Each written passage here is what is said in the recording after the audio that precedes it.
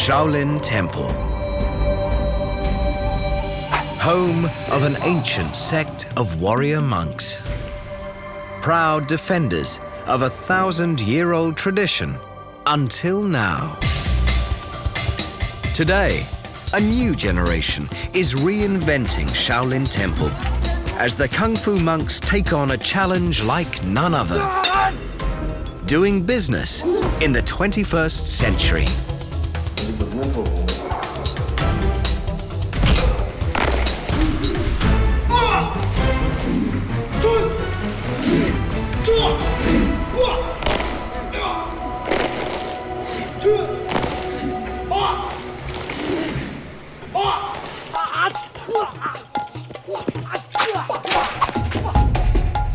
The Kung Fu monks of Shaolin Temple.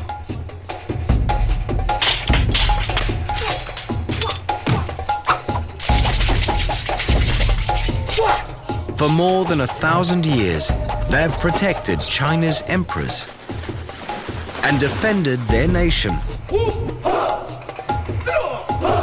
with their dazzling fighting skills.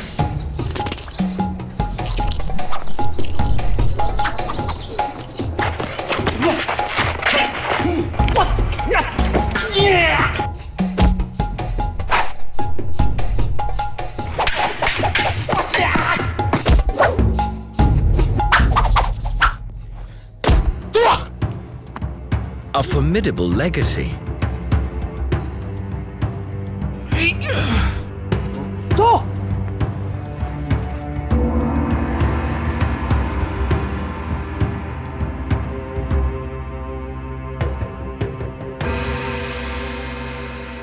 And a lot to live up to if you're only 10 years old.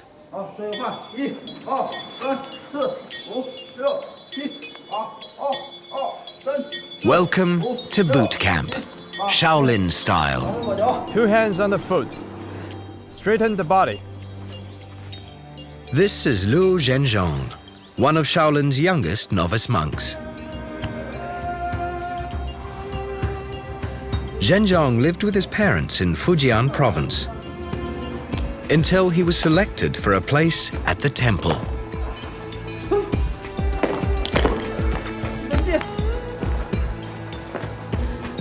That was a year ago. Since then, he's lived at Shaolin Temple with more than 40 other novice monks, all of them hand-picked from Kung Fu schools all over China. Training 3 hours in the morning, 2.5 hours in the afternoon, 365 days a year.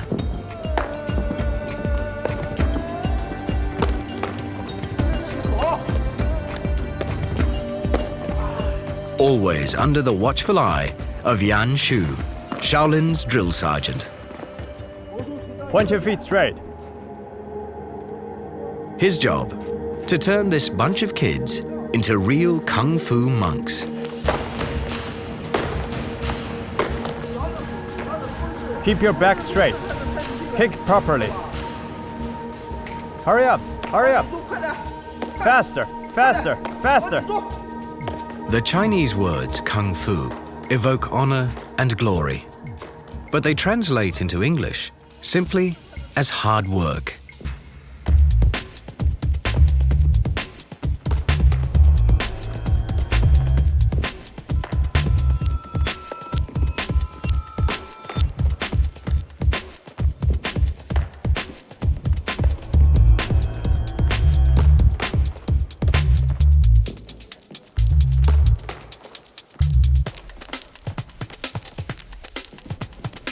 It's a punishing regime, even for these boys.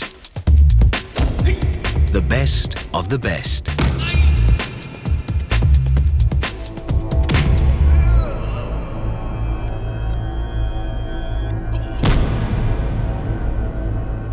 That's why Shaolin calls its novices the hopefuls. Back home, each of these boys was a star.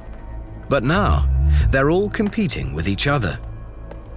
each hoping he'll be one of the few who will eventually get what they've come here for.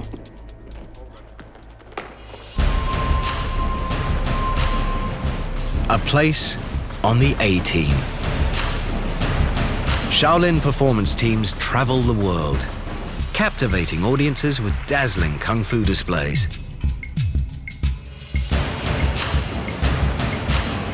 It's a ticket out of rural China to a life of stardom. But there's only one way to get there.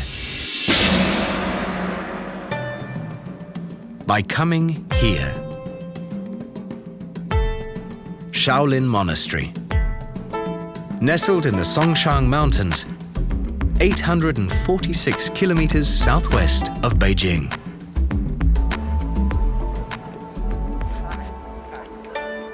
And a long, lonely 1,000 kilometers from Zhenjiang's home. Life at Shaolin's a big adjustment for these boys.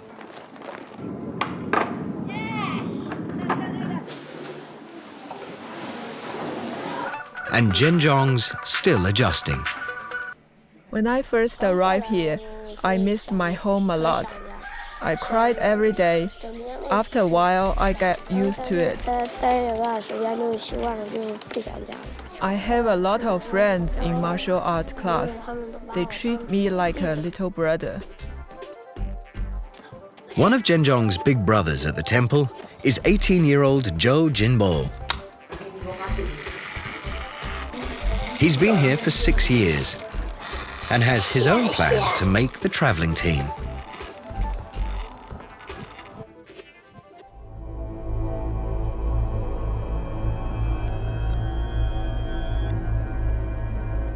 Jinbo's specialty is iron kung fu.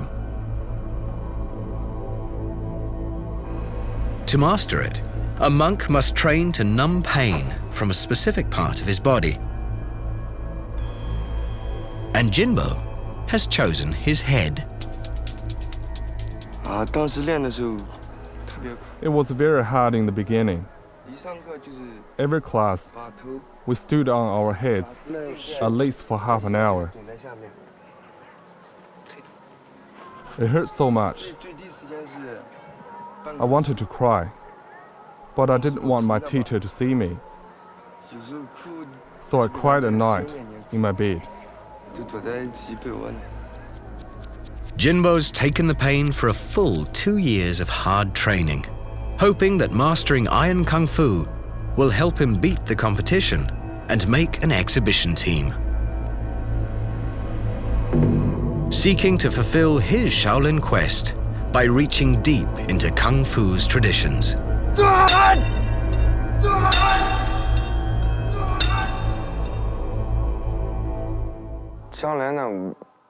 I want to travel around the world and perform, make Shaolin Temple even more famous. But another of young Zhenjiang's mates, Dong Dong, is hoping he'll become a star by doing something never done before.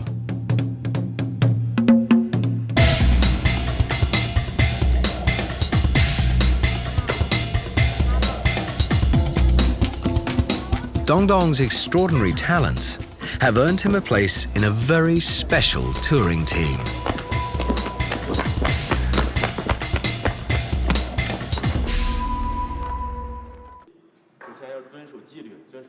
For the first time in over 1,000 years, Shaolin monks are learning movements created by outsiders. Western outsiders. The other one has the solo intro and then... Belgian choreographer Sidi Labi Shakawi and Polish composer Szymon Broska have spent 2 months here developing a new Shaolin show for one of the world's most prestigious dance venues, London's Sadler's Wells. It's part Shaolin Kung Fu, part interpretive dance. But it's all new for these monks. It's very, very heavy scene for them to do because they used to normally do one little sequence and then say thank you and go. And now they have to keep on moving and moving and moving until exhaustion. As if the very concept of marrying dance and kung fu wasn't radical enough, cities just decided to introduce some new props. 21 very large boxes.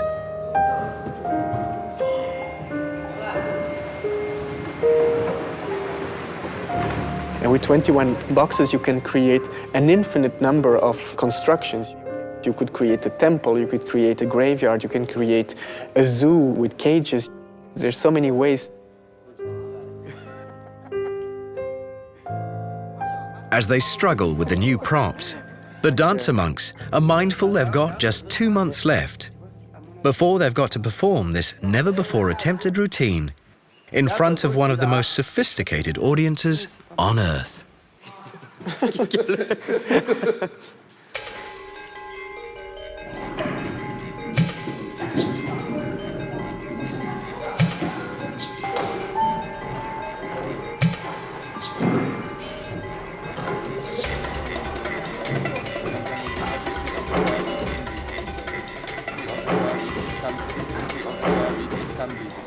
And before they can leave for London, they've got to please an even tougher critic.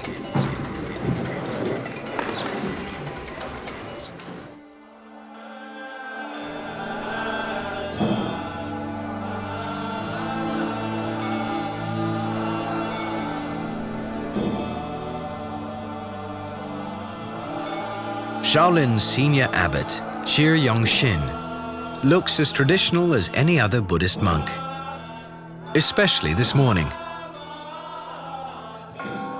as he presides over one of Shaolin's holiest rituals.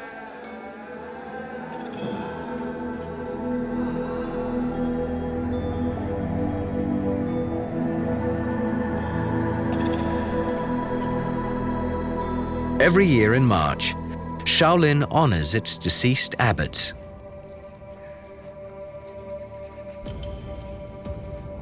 At a cluster of 200 stone pagodas, standing to the west of the temple, each a memorial to a former abbot.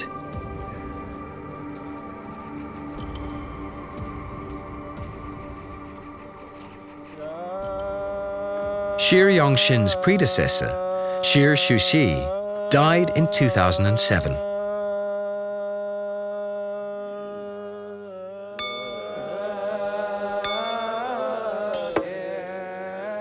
Shi Shuxi's pagoda is carved with images of the changes he saw in his lifetime. Jet air travel, computers, video cameras, icons of the modern world.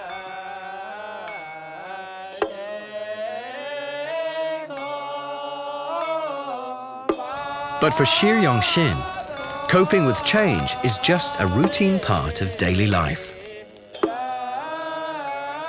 The abbot is determined that as China races into the 21st century, Shaolin Temple won't be left behind.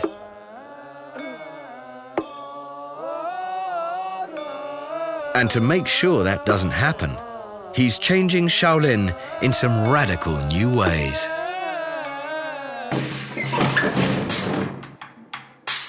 Every day from dawn to dusk, Shaolin transforms itself from Buddhist temple to Buddha land.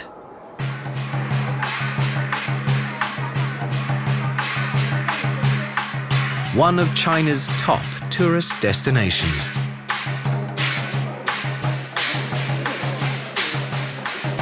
For 100 yuan, about $15 US, visitors get access to the inner temple's most sacred relics.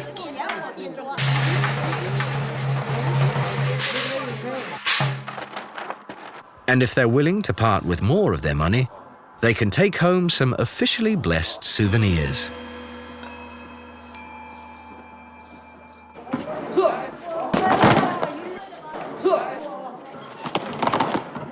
The chance to watch the warrior monks practice packs the house day after day. But the tourists aren't the only ones watching. Temple security is tight. Change has its price. We face new challenges and missions being a tourist business. We came across a lot of copyright infringement issues. Many businesses use the name of Shaolin without authorization. Some of them even register it to be their own. So we have to resort to lawsuit for the copyright.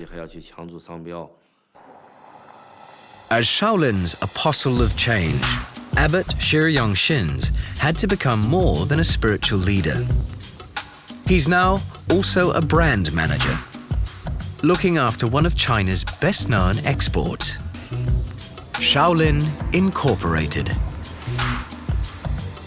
A multi-million-dollar business with investment portfolios in property, media, tourism, and healthcare. And the brand's going global, with links to temples and kung fu schools in the USA and Europe.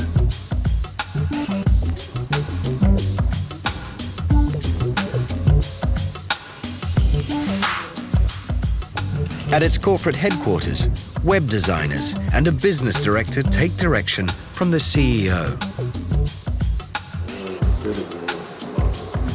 Despite his shaved head and saffron robes, Shi Yongxin isn't like any other Shaolin abbot. And the new Shaolin's worldwide fame is inspiring praise and criticism, and a lot of imitators. In the neighboring city of Dongfeng, thousands of students support a kung fu economy.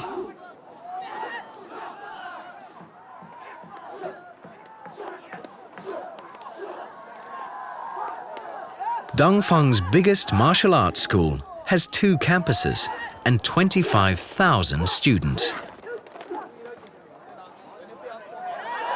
All the schools promise instruction by bona fide Shaolin masters.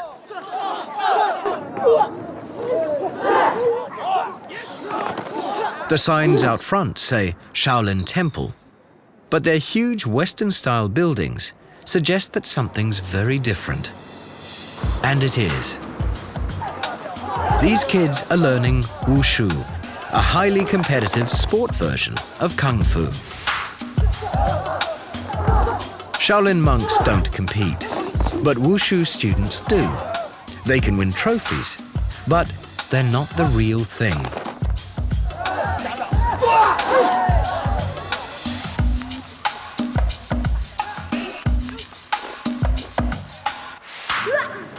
Only the most talented wushu graduates can hope to earn a place on a Shaolin Temple display team.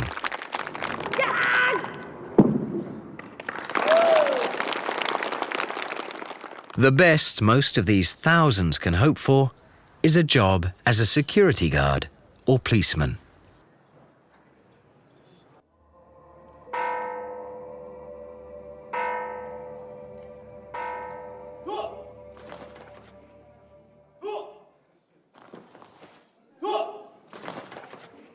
Even at Shaolin Temple, hopefuls who don't make a traveling display team face a much tougher future.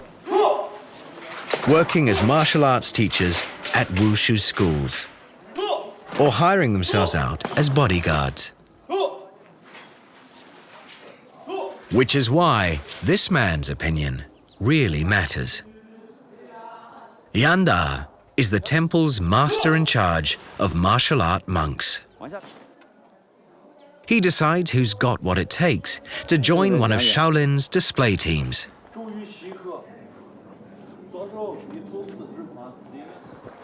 And he's not an easy man to impress. There's a saying in Chinese, good students come from strict teachers. The only way for them to become successful in the future is if we are strict on them. In only a few more days, Yanda and the other senior monks will pick this year's traveling teams. All the hopefuls know that discipline will be the key to success.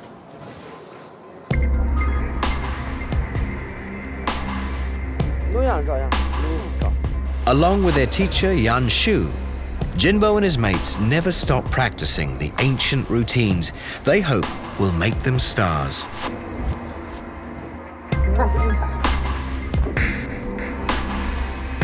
Feats of power and endurance that defy rational explanation.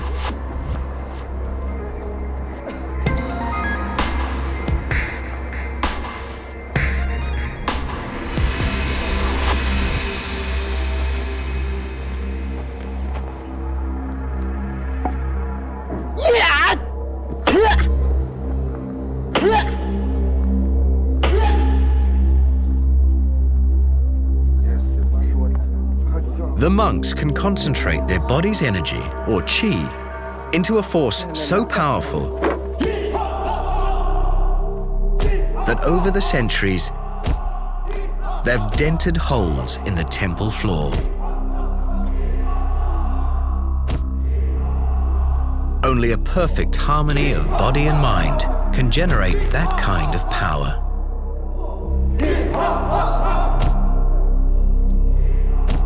Something the hopefuls know very well. As the big day approaches, they renew their devotion to Shaolin's Buddhist heritage.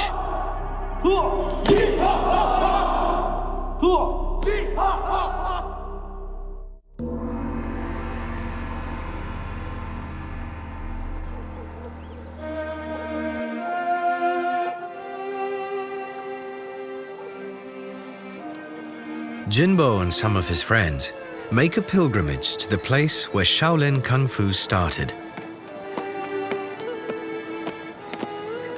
High up in the Songshan Mountains.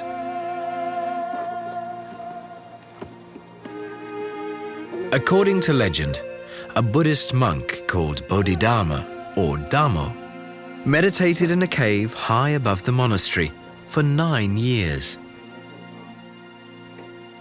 Developing the world-famous tradition the Chinese call Chan and the Japanese Zen.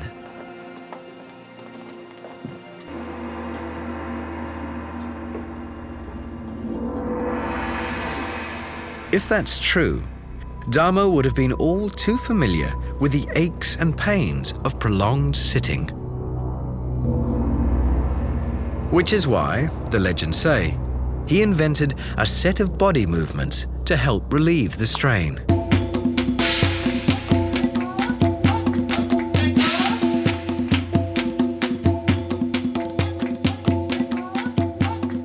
Movements that evolved into Kung Fu.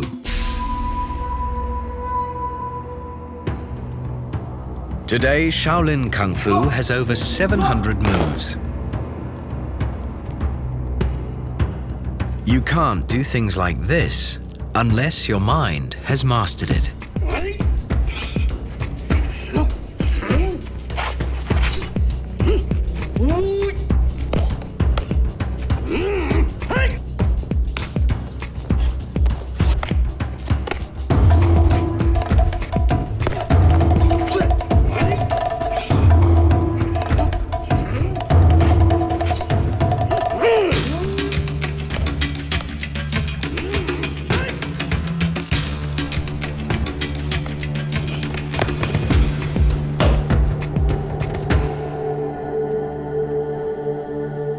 Even at today's Shaolin, without spiritual commitment, there's no success.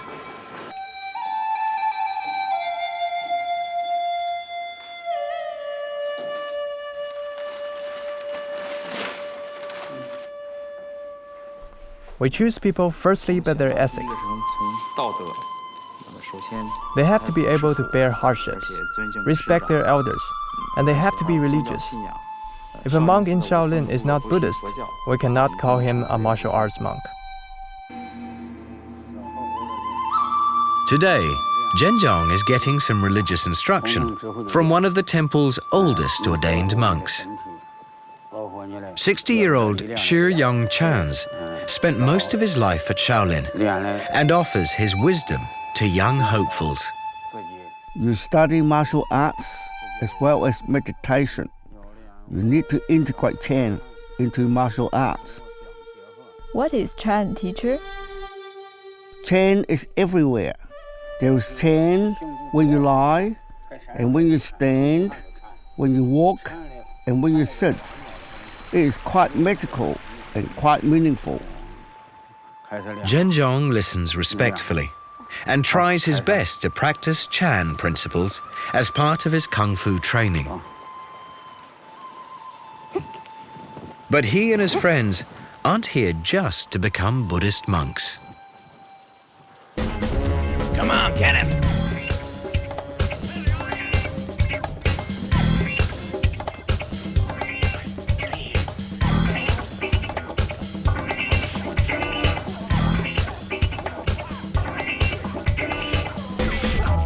Shaolin's roots may be ancient and sacred, but today, Hollywood's an effective recruiter.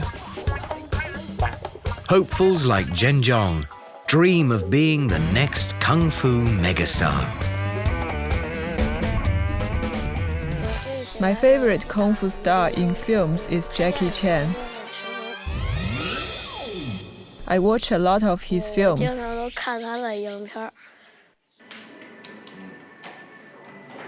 Today, a generation gap separates Shaolin's novices from the older monks.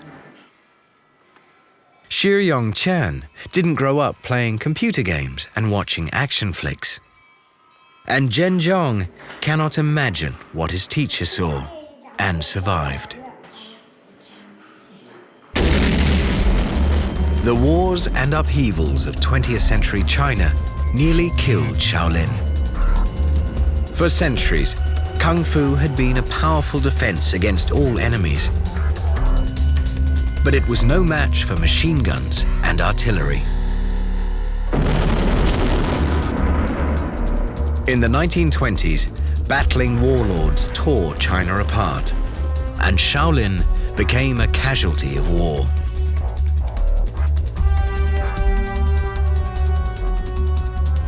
In 1928, a local militia set fire to its main halls. Destroying Buddhist icons and sacred scriptures, leaving a 1,000-year-old tradition in ruins.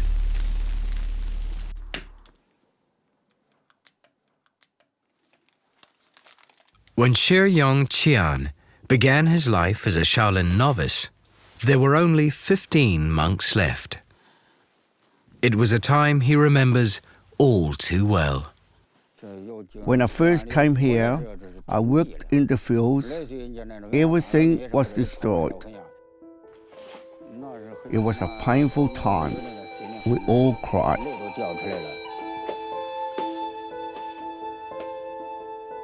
Shaolin Temple seemed destined for a slow death.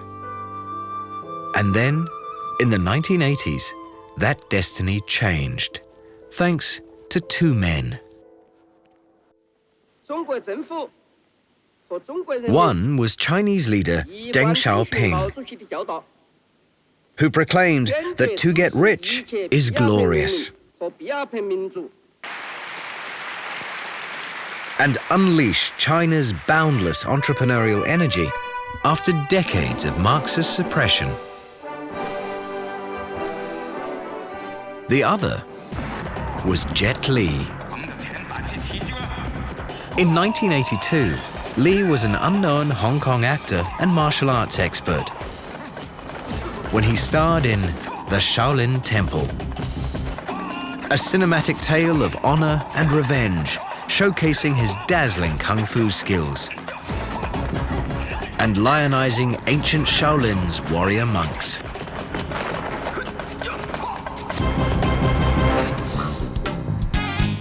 Since the 1980s, China's exploding economy and the worldwide rage for martial arts films have lifted Shaolin out of the ashes and thrust it into the 21st century.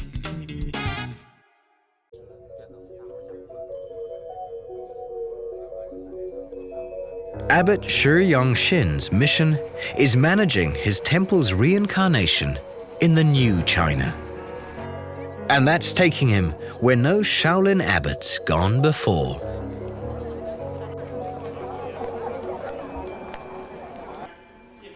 the Communist Party's National People's Congress in Beijing.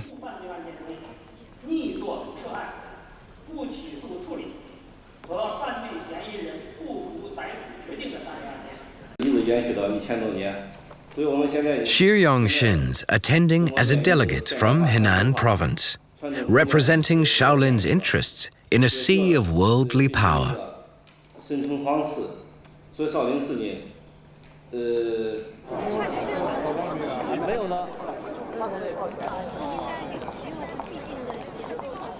He's something of a star here.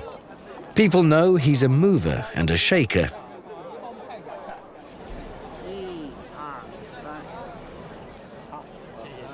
And he's rumored to be one of the country's more influential men. Star power, an open mind, and the government's patronage have all helped Xu Yongxin to resurrect his ancient temple's fame and fortune.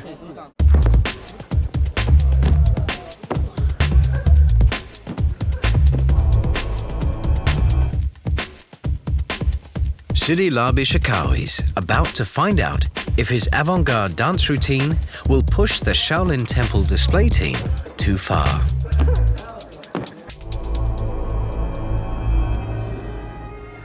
Dongdong and his fellow monks have been working hard to realize their dream. A standing ovation from an adoring London audience.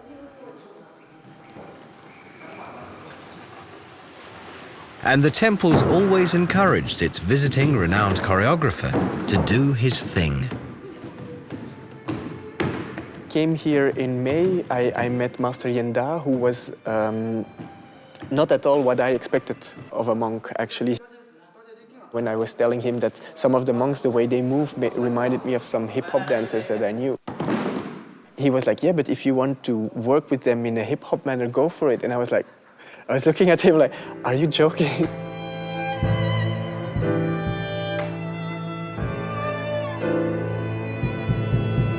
And now this here.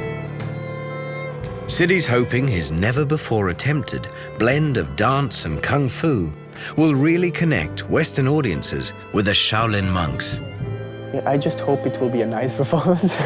And I think it's going to be... I think it will be surprising in the sense that it will be surprising for some people how close they are to these monks. But will it connect with Abbot Xu Yongxin? If he doesn't like it, the London premiere will be over before it begins.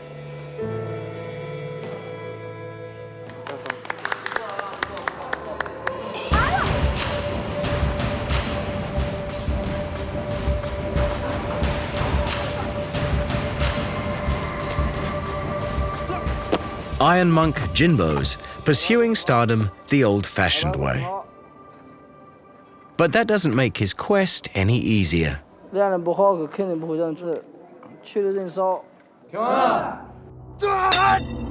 Jinbo might be able to break iron bars with his head, but he needs more than one trick to make the traveling team.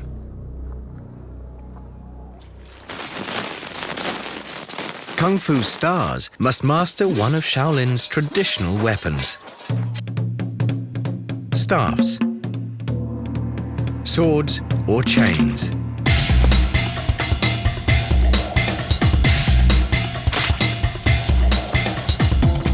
Jinbo's specialty is the broadsword and chain, a potentially lethal combination, except that these weapons were never meant to take lives. Buddhism discourages violence, and the killing of any living thing is strictly prohibited. If you take a closer look at Jinbo's sword and chain, you'll see they're made from wood, tin, or some other non-lethal material.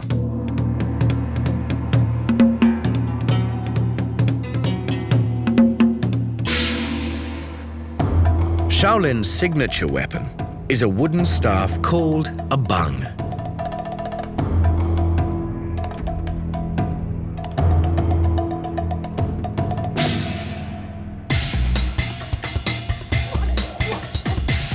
Hundreds of years ago, during the Ming Dynasty, the martial monks disarmed their opponents with it.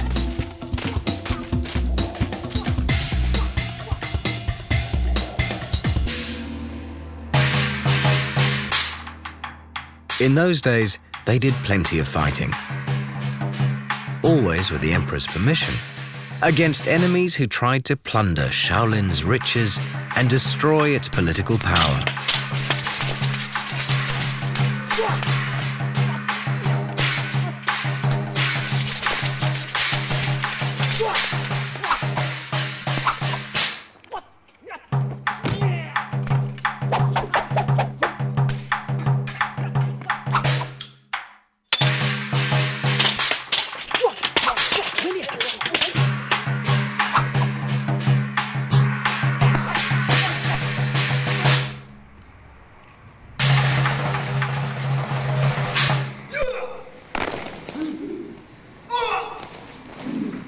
At one period, the temple's standing army numbered 2,000 warrior monks.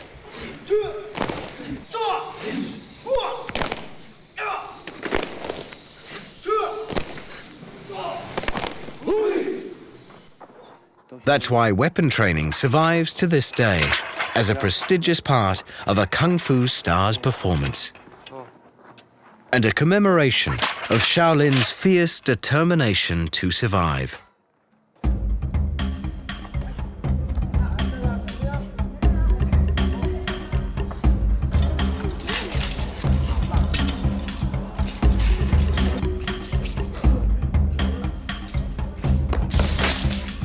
In less than a week, Yanda will make his decision on who will make the A squad and travel the world performing Shaolin Kung Fu. And who will have to go back to basic training. The mind, the breath, and the strength must work together to win.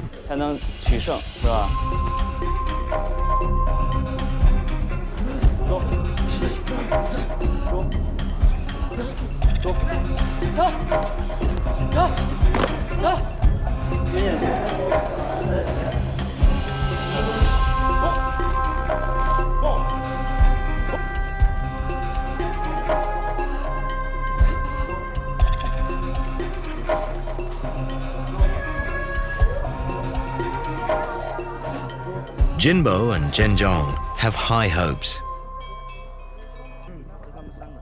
But just days before the big decision, Zhenjiang suffers some seriously bad luck. Teacher, my foot is injured. How did that happen? I fell in a ditch when I was jogging the other day. Does it hurt? Yes. Jinbo, take Luo Zhenjiang to the doctor. The timing couldn't be worse. One word from the doctor could keep Zhenjiang off the display team and cripple his dreams.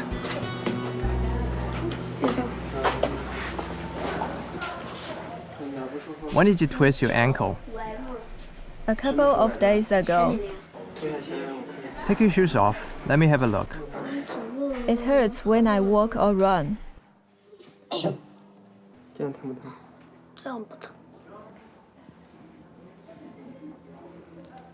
The doctor's usual prescription: suck it up and get back to your training, and prove that you're a tough Shaolin monk. The children here can endure a lot. Unless they are badly hurt, they will practice with injuries. But Zhenjiang's ankle is badly hurt. He's going to be out of action for at least a week. That could ruin his chances of making the A squad and winning a place in this year's touring display team. Suddenly, Zhenjiang's year of hard work could be for nothing.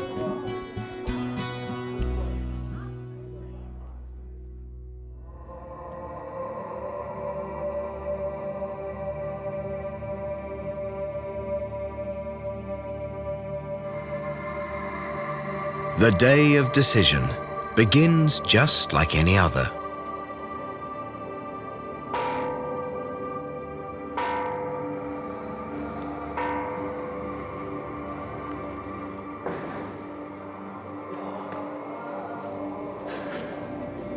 But for the novice Kung Fu monks, it's the biggest day of their young lives.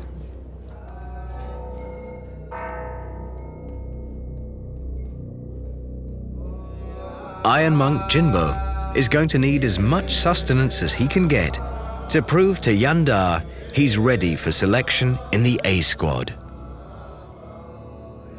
But Zhenjiang's going to need more than food to help heal his injury.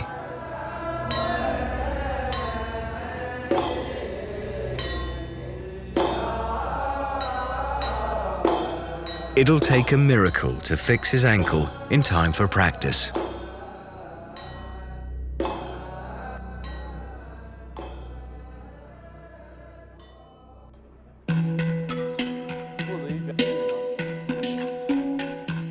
At morning training, Zhenjiang can only watch as the other hopefuls perform a routine Shaolin monks have practiced for centuries. 7-star Kung Fu. It's the last chance to impress.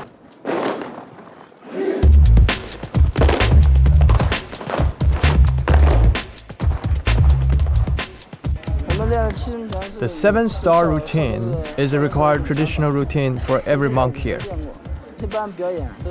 When we perform, we do 7-star routine because it is better looking.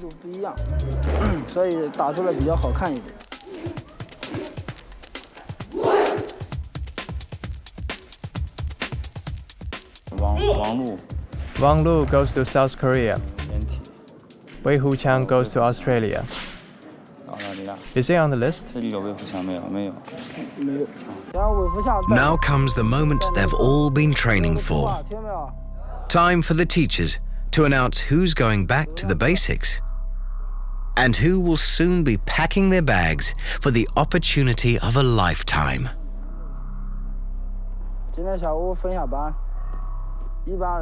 This afternoon, we're dividing you into 2 groups.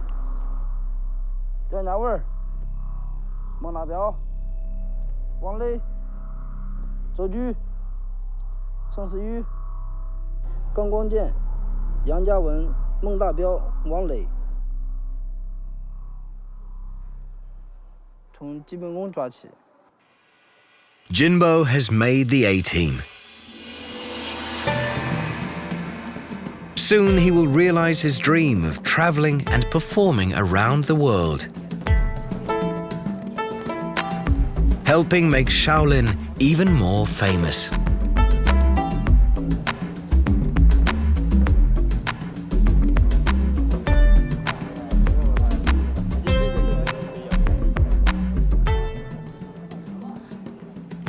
Zhenjiang's ankle hasn't healed, and he hasn't made the cut. But Yanda and Yanshu have a special assignment for him. Teaching one of the new recruits.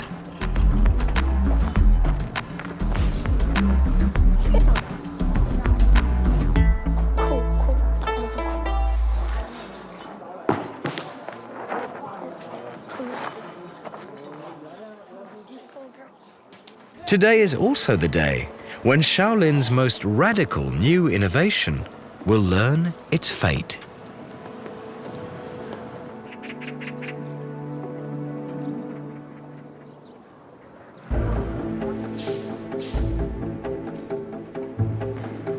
Shaolin's first ever East-West dance collaboration could take the martial monks in a bold new direction.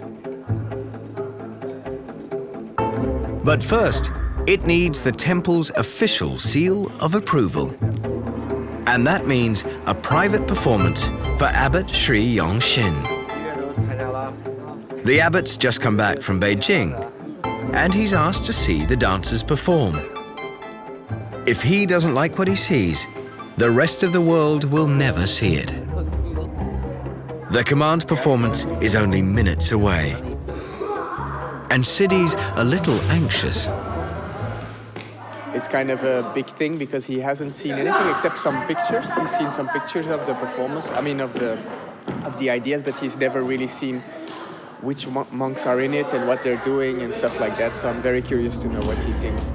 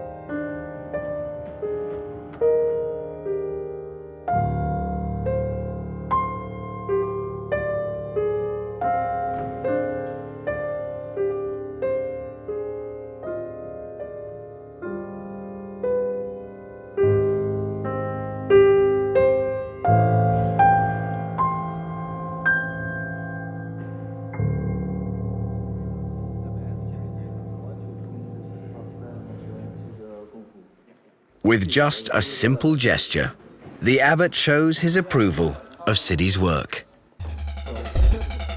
Everyone's relieved.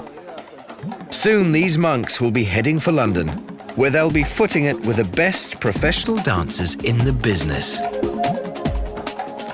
Thanks to an abbot who takes chances and believes in change. Xu Yongxin's transforming Shaolin from a cultural relic on the brink of extinction into a thriving capitalist enterprise. Some say he's ruining Shaolin's spiritual integrity, but he's willing to take the heat. For him, Shaolin is change. I believe if our first teacher, Master Bodhidharma, were alive today, he would have done the same to adapt to today's society. Only when you respect the reality and adapt to the present time can you survive and develop. Iron Monk Jinbo will soon be heading overseas to join the ranks of Shaolin's top performers.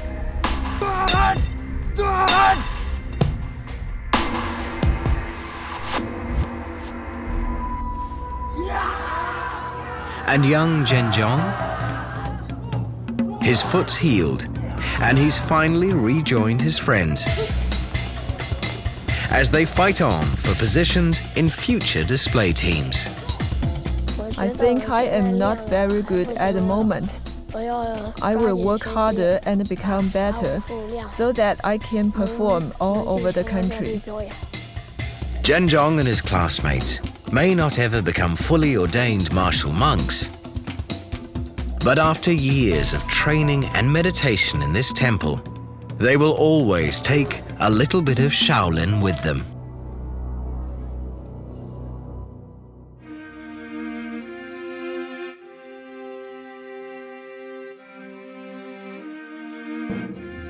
For over 1,000 years, it's kept its spiritual heart intact while surviving in a changing world. Now, China's changing again, and Shaolin is surviving, even prospering, by changing with it. But for those who love this ancient place and devote their lives to it, Shaolin Temple always will be what it always has been, a fortress of enlightenment and a sanctuary for the soul.